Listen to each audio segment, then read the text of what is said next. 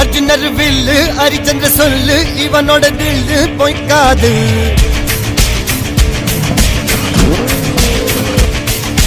இதனைய கொல்லு இமயத்தை வெல்லு உனக்கு ஒரு எல்லை கிடையாது. யாரோ யார் இவனோ ஒரு நீரோ தீயோ யார் அறிவார்.